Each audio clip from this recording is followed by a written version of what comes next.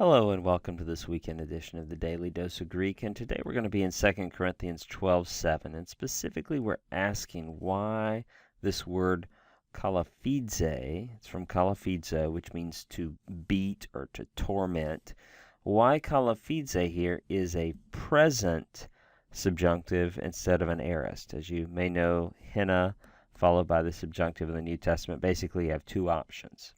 Either followed by the aorist subjunctive, which is more of the default following hina. 72% of the verbal forms following hina in the New Testament are aorist subjunctives, and that leaves 28% of them are present subjunctives.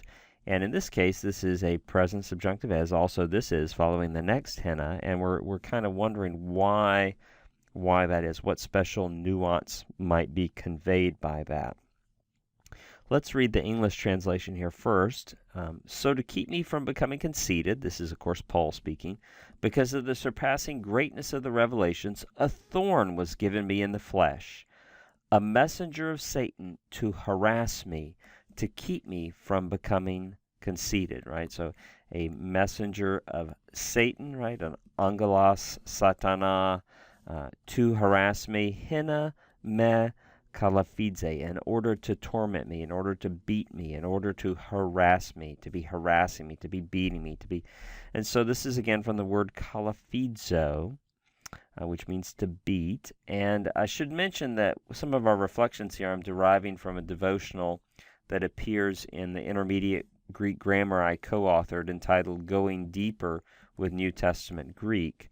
It's co-authored with Andreas Kostenberger, Ben Merkel, and myself. And so this material is derived from that. And in that devotional, I quote an older Greek grammarian who says this. I don't completely agree with this, okay?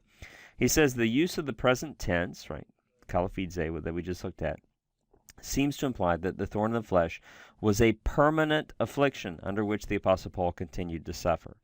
Now, I think in the broader context that is likely true, right? Because Paul says, he pleads 3 times, the Lord take it away. The Lord says, my grace is sufficient. It seems to be an ongoing affliction that Paul is suffering under. However, in this in this immediate context, just that verbal form itself, I do not think conveys this idea.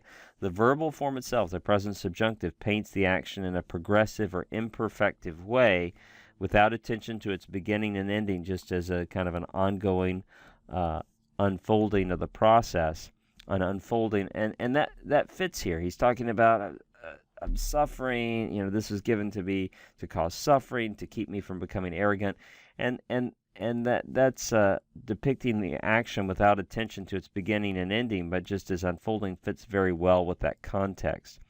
That word kalaphizo only occurs 4 other times in the entire Septuagint and New Testament, and all of those occurrences are in the New Testament. So I thought we might just take a glance at those and see if that helps any. So here in Matthew 26:67, this is after Jesus' trial before the Jewish high priest. It says they spit his face, they beat him, and others slapped him. And that word translated there, beat him, right? Kalaphisan autan, they beat him. And you'll notice here that all of these are aorist forms, and it's just kind of summarily reporting the mistreatment of Jesus after this trial. They spit on him, they beat him, they slapped him, right? And which is the aorist. The aorist presents the action as a whole, without attention to its beginning.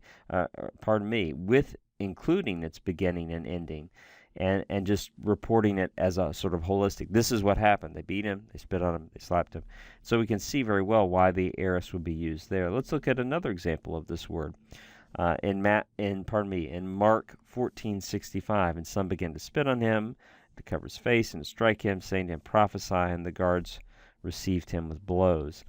So here it's translated to strike him, right? Kalaphize nauton. So this is a present infinitive, to strike him. And why is this the present infinitive? It's very easy, because the verb archomai, to begin, and that's a verb that's just asking, just wishing to be completed with a complementary infinitive.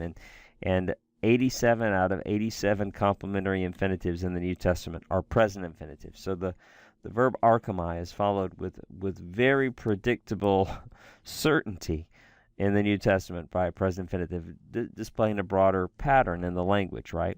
So it's not really worth our time to ask why that's a present infinitive. It's just default. The author had no other choice because of the contours and idioms of the language. In 1 Corinthians 4:11, Paul says, "To the present hour we hunger and thirst, we're poorly dressed and buffeted and homeless."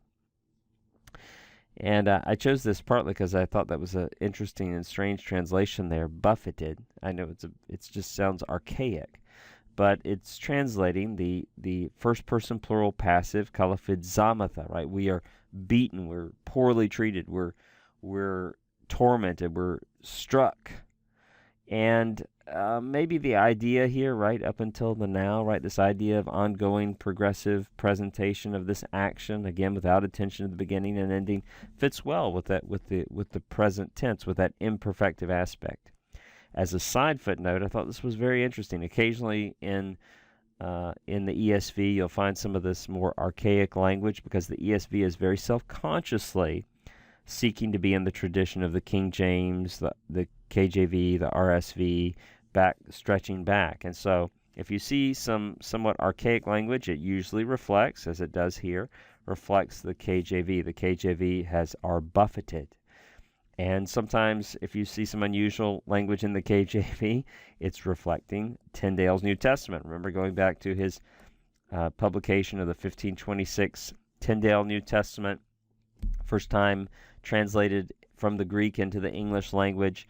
And I was just curious, in the Tyndale New Testament, it says, buffeted with fists, buffeted with fisties. Okay, so there we find the origin of that unusual vocabulary. And then in 1 Peter, this is the last instance we have of kalafidzo in the New Testament. And we'll just read, and I chose here the Young's Living Translation. Super literal translation. Super literal, so literal it's really almost unreadable. But I liked the way that it kept the order of the words here. For what renown is it, right? What credit is it? What's the benefit?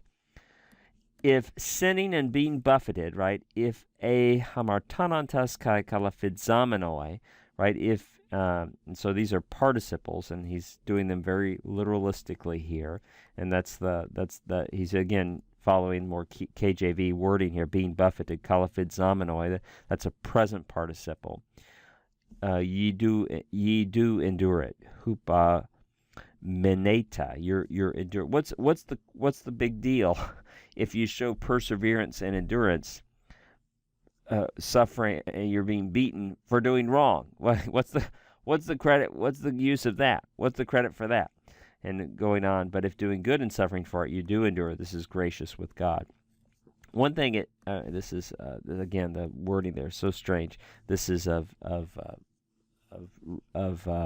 recognition before God, or is something that God commends, we might say in a more ready translation. But one thing it seems that we have noticed is that the verb kalafidzo, if you think about it, it does seem to present beating or striking in several instances as sort of an ongoing activity, and that fits well again with the imperfective aspect. It's not, in other words, it's not just a simple pound on the head, but it's an ongoing activity of mistreatment. And so even the procedural nature inherent in that verbal activity would seem to favor a little bit more of the imperfective aspect. So going back to 2 Corinthians, right, we could say Paul is choosing here to depict the activity in progress, and it fits with the broader context where it describes that this is an ongoing suffering, that though he has sought God to remove, it's an ongoing suffering that he is enduring.